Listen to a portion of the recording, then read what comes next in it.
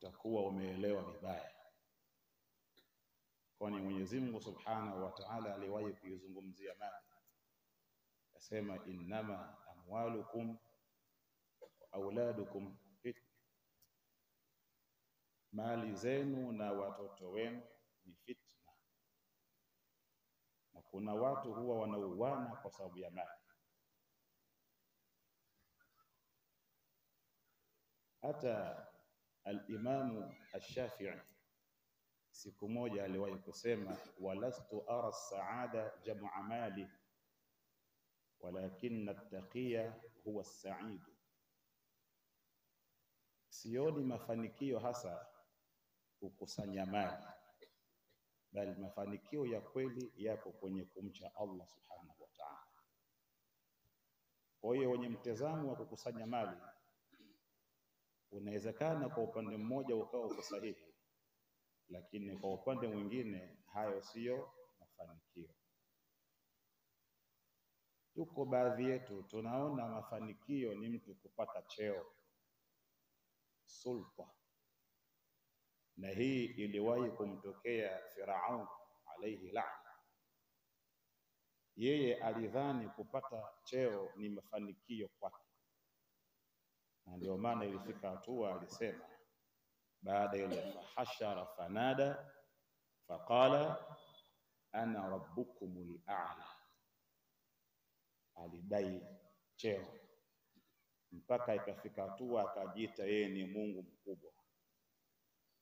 Sasa tuko baadhi yetu tunadhani mafanikio ni kupata cheo. Inawezekana mtazamo huo kwa upande fulani ukawa uko sahihi, lakini kwa upande mwingine cheo si mafanikio.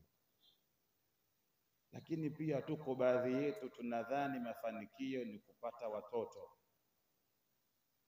Inawezekana kwa upande mmoja ikawa ni sawasawa, lakini kwa upande mwingine ikaonekana ni mtihani kwako, kwa sababu watoto wakati mwingine inakuwa ni fitna.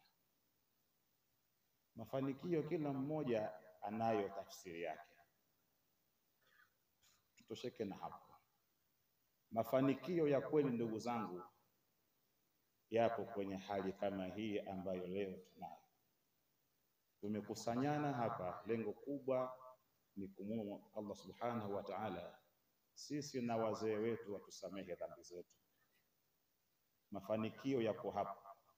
Mafanikio yapo kwenye kujipendekeza mbele ya Allah Subhanahu wa Ta'ala. Mwenyezi Mungu anatuambia, ma kana li basharin an yu'tiyahu Allahu al-kitaba wal-hukma wan-nubuwwa thumma yaqul kunu ibadan li min dunillah walakin kunu rabbaniyin. Mafanikio ya kweli yapo kwenye kujipendekeza mbele ya Allah Subhanahu wa Ta'ala.